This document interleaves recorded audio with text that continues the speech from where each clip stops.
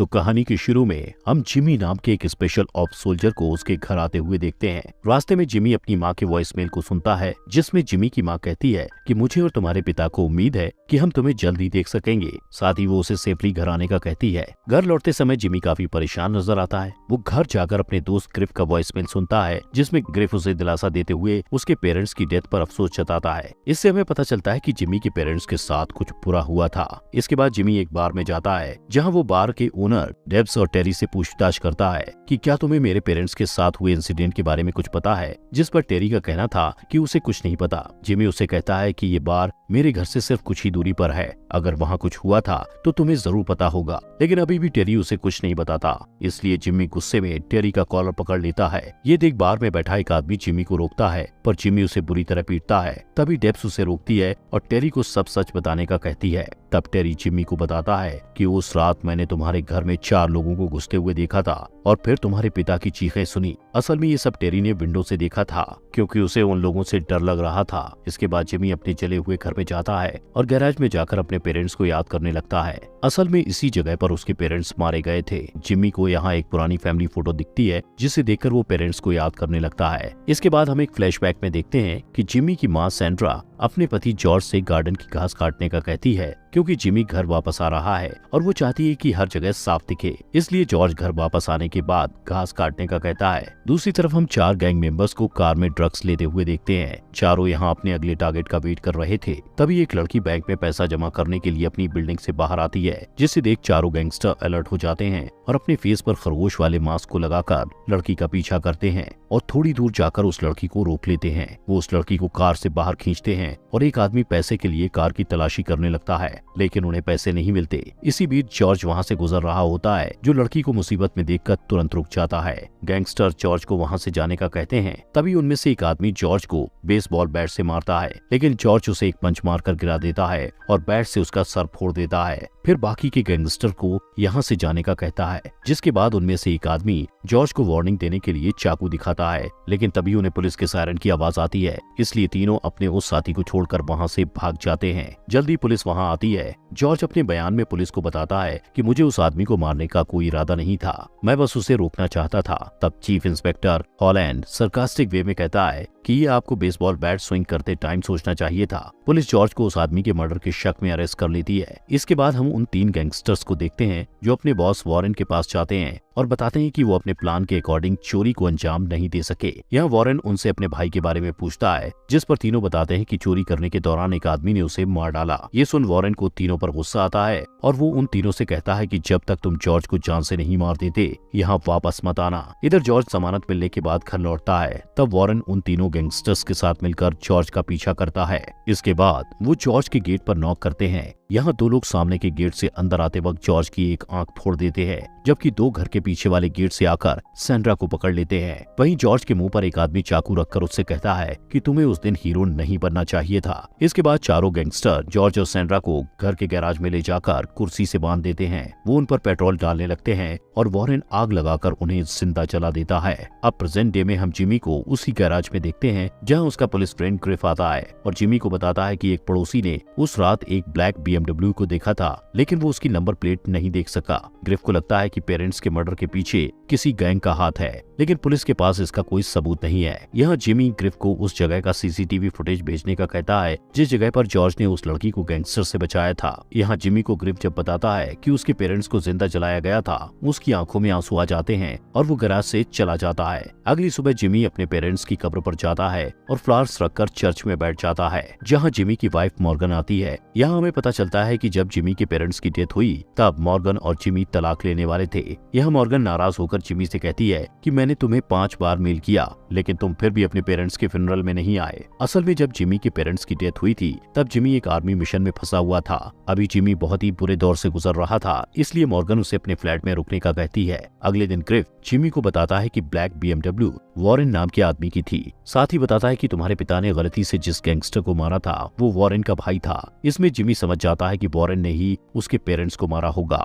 इसके बाद grief Jimmy को उस दिन का सीसीटीवी फुटेज भी देता है। इसके बाद हम रात में वॉरेन को जिम से निकलते हुए देखते हैं, जिस दौरान जिमी पीछे से उसकी कार में टक्कर मारता है, जिससे वॉरेन को गुस्सा आता है और वो कार से बाहर निकलकर जिमी को बुरा भला कहने लगता है। अब क्योंकि जिमी एक स्पेशल ऑप्स है, इसलिए वो वॉरेन को बड़ी आसानी से पीटकर उसे पकड़ लेता है। जब वॉरेन की आंख खुलती है तो वो खुद को अपनी कार की सीट से बंधा हुआ पाता है। जिमी उसकी कार पर पेट्रोल डालने लगता है और वॉरेन को याद दिलाता है कि उसने किस तरह 2 हफ्ते पहले एक कपल को जिंदा जलाया था। ये सुन वॉरेन गुस्से से भड़क कर कहता है कि मैंने जो किया वो सही था और मुझे इस बात का कोई अफसोस नहीं है। इसके अलावा वॉरेन जिमी को बताता है कि मैंने उस रात तुम्हारी माँ के साथ रेप भी किया था। जिमी अपने इमोशंस पर कंट्रोल करता है और वॉरेन से कहता है कि अगर तुम मुझे अपने साथियों के नाम बता दोगे तो मैं तुम्हें जिंदा वापस जाने दूंगा। वॉरेन अपनी जान बचाने के लिए एक कागज पर सभी के नाम लिख देता है। तभी जिमी एक सिगरेट जलाता है और वॉरेन की कार में आग लगाकर उसे जान से मार डालता है। जिसके बाद जिमी मॉर्गन के पास जाता है। वॉरेन से फाइट करते समय जिमी के पेट में चाकू लग गया था, लेकिन वो मॉर्गन को इसके बारे में नहीं बताता।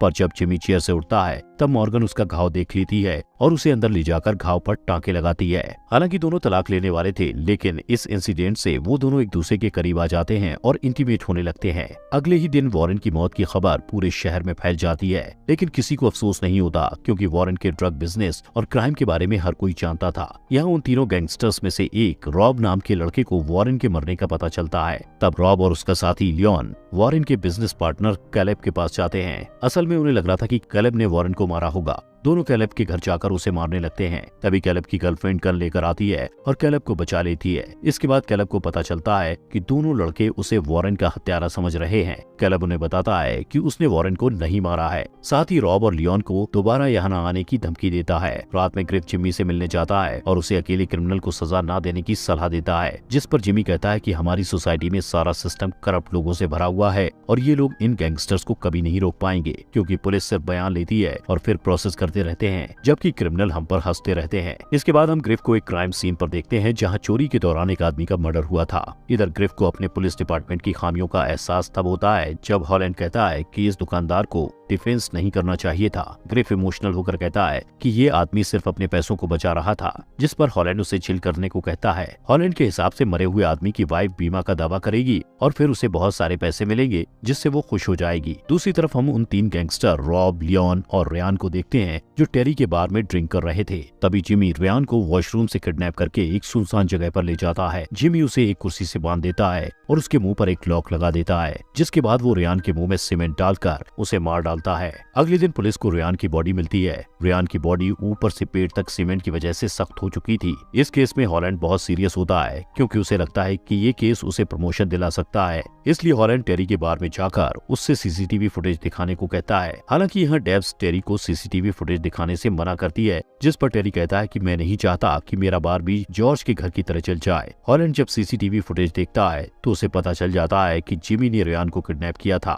इसके बाद जब जिमी घर जाता है तो वहाँ पुलिस को देखता है, इसलिए वो जल्दी से वहाँ से भाग जाता है। दूसरी ओर पुलिस मॉर्गन के फ्लैट में जाकर उससे जिमी के बारे में पूछताछ करती है, पर मॉर्गन उनसे झूठ बोल देती है कि उसे जिमी के बारे में नहीं पता है। पुलिस के जाने के बाद हम जिमी को मॉर्गन के फ्लैट में देखते हैं, जहाँ मॉर्गन को अब जिमी के किए मर्डर्स के बारे में पता चल चुका था। मॉर्गन बहुत दुखी होती है और जिमी पर गुस्सा करती है। जब जिमी उससे कहता है कि उन्होंने मेरे पेरेंट्स को जिंदा जला दिया, इसलिए मैं उन्हें सजा देकर रहूंगा। यहाँ मॉर्गन भी जानती थी कि जिमी सही कर रहा है, इसलिए वो उसका सपोर्ट करती है। अगली सुबह जिमी एक मार्ट में जाता है जहां 2 पुलिस ऑफिसर उसका पीछा करते हैं। जैसे ही वो उसे गिरफ्तार करने वाले होते हैं, तभी एक कार वहां आती है जिसमें से 2 आदमी बाहर निकलकर पुलिस ऑफिसर्स पर अटैक कर उन्हें बेहोश कर देते हैं। असल में कर्नल लीच ने जिमी को पुलिस से बचाया होता है और जिमी लीच के साथ वहां से भाग जाता है। कर्नल लीच जानते हैं कि जिमी एक वैल्यूएबल स्पेशल ऑप्स है, इसलिए वो उसे वापस लेने के लिए आए थे। कर्नल लीच जिमी को अपने पर्सनल मैटर को 48 घंटे में क्लियर करने का कहते हैं, जिसमें उसे गैंग के बचे हुए सभी मेंबर्स को खत्म करना है और फिर उसे अपने काम पर वापस जाना होगा।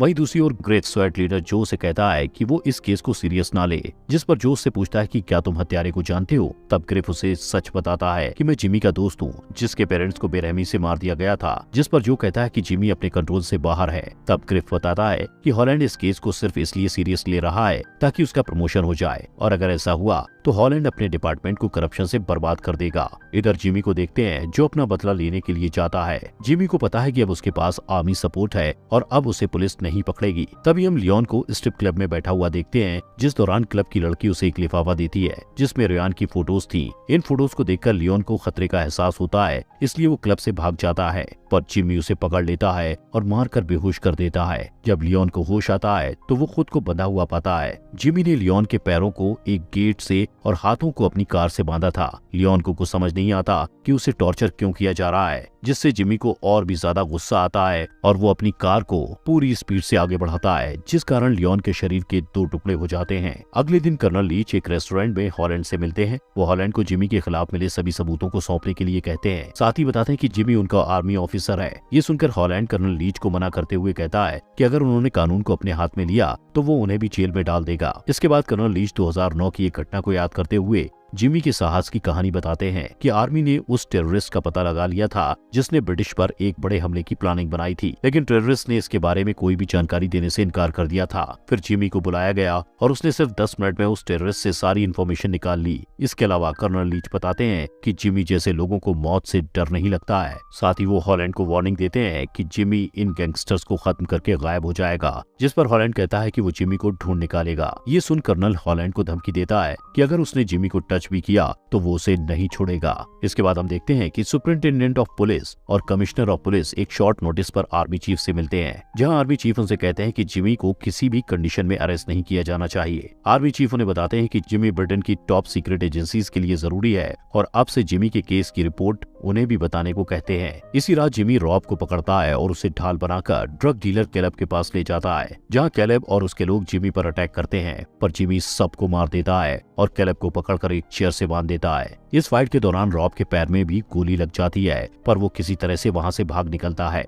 इधर जिमी एक बकेट में ड्रग बनाने वाले केमिकल्स को एक साथ मिलाता है। इसके बाद जिमी उस बकेट में कैलेब के सभी पैसे और ड्रग्स डाल देता है, जो कि कुछ सेकंड में जल जाते हैं, और फिर लास्ट में जिमी कैलेब के सिर पर वही केमिकल डाल देता है, जिससे कैलेब की भी दर्दनाक मौत हो जाती है। इस बीच हॉलैंड को पता चलता है कि ग्रिफ शुरू से ही जिमी को सीक्रेट इन्फॉर्मेशन दे रहा था, इसलिए वो ग्रिफ से पूछता है कि जिमी का अगला टारगेट कौन है। हालांकि ग्रिफ उसे बताने से इनकार कर देता है और उसे जिमी के रास्ते में ना आने का कहता है, लेकिन हॉलैंड फिर भी जिमी को खोजने के लिए अपने ऑफिसर्स के खिलाफ जाता है। हॉलैंड सबसे पहले हॉस्पिटल में गैंग के लास्ट मेंबर रॉब को ट्रैक करता है, जिसके बाद हम रॉब को जिमी के अपार्टमेंट में जाते हुए देखते हैं, जहां वो जिमी के कुछ लेटर्स देखता है। कुछ समय बाद जिमी को देखते हैं जो रॉब का पीछा करके उसे पकड़ लेता है और उसे एक पोर्ट के पास ले जाता है। यहाँ रॉब हाथों से बंधा हुआ घुटनों पर बैठा होता है। तब जिमी एक सिरिंज निकाल कर कहता है कि ये सबसे खतरनाक एरोसोल स्प्रे है जो किसी को भी अंदर से जला सकता है। तभी रॉब जिमी के फेस पर थूकता है, जिस पर जिमी गुस्से में उसे पीटने लगता है। तब रॉब उसे कार की डिक्की चेक करने को कहता है। जिमी जब डिक्की चेक करता है तो उसमें वहाँ मॉर्गन की डेड बॉडी दिखाई देती है, जिसके बाद जिमी गुस्से में रॉब को शूट करके जान से मार डालता है। तभी हॉलैंड स्वाट टीम के साथ वहां आ जाता है, जिस दौरान ग्रिफ भी वहां पहुंच जाता है। ग्रिफ हॉलैंड से पूछता है कि तुमने रॉब को हॉस्पिटल से क्यों जाने दिया।